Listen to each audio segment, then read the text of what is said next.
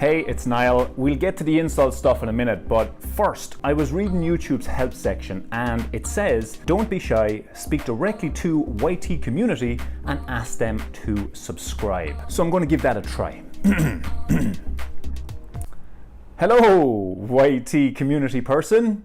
Yeah, you there, sitting there, YT community guy or girl watching this video with your eyes. Okay, so speak directly, and what was the other part? Oh yeah, asking to subscribe. Will you please, for the love of God, subscribe to my feckin' channel? Okay, that should do it. Now, insults. Let's say you're walking through the small German town of Wankendorf and some dude named Klaus calls you a Dunkelbumser.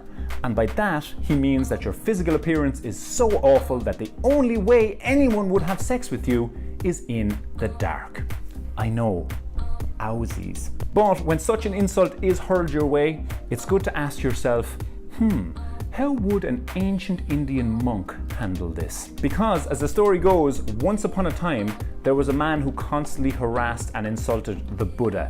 And he probably made fun of his big belly and his mad ears. But all that verbal abuse never seemed to bother the Buddha. Not even a little bit. And when someone asked the Buddha why, he replied, if someone gives you a gift and you refuse to accept it, to whom does the gift belong? Now, to paraphrase that for the aforementioned situation, we could say, if Klaus calls you a Dunkelbumser in the small German town of Wankendorf and you refuse to accept it, whom is actually the Dunkelbumser? But hey, perhaps ancient Buddha wisdom isn't your thing, so let's turn to a not so ancient Jewish psychiatrist for another example of how to handle insults. Viktor Frankl survived the Nazi concentration camps during World War II, which means, and I may be understating his experience a little here, but it means that he was probably insulted quite a bit. On a day-to-day basis, he was probably hearing things like,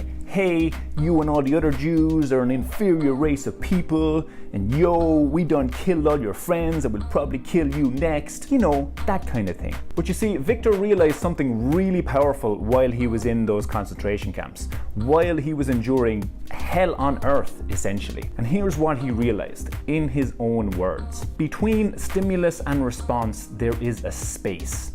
In that space is our power to choose our response. In our response lies our growth and our freedom. Let's pause and appreciate this for a minute because, again, this is the realization that helped Viktor Frankl survive just about the worst abuse imaginable. It's what gave him hope, it's what gave him the will to hang in there until the war was over. And it echoes what Buddha was saying about being offered a gift and refusing to accept it.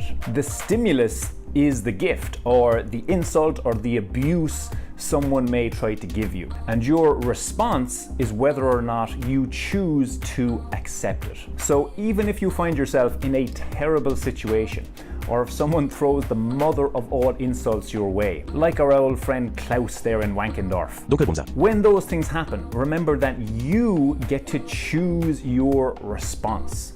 That's the power you always have, and nobody can take that away from you. But you know what happens? What happens too often is we surrender that power ourselves. So hey, you there, YT community person, stop surrendering that power, okay? If someone calls you a Dunkelbumser or throws some other insult your way, imagine that it's a bullet coming towards you, but you're Superman. You are the man of steel. And instead of absorbing those insults and letting them hurt you, they just bounce off you. And then you go on about your day, saving kittens from trees, or looking through changing room walls, or whatever else you like to do with your mad Superman powers. Does that make sense? Does that sound good? Okay then. That's the end of the video. Please go ahead and subscribe so you won't miss next week's video, and check the link in the description for a big article I wrote about dealing with insults, because there's loads more good stuff in there. Okay, bye bye.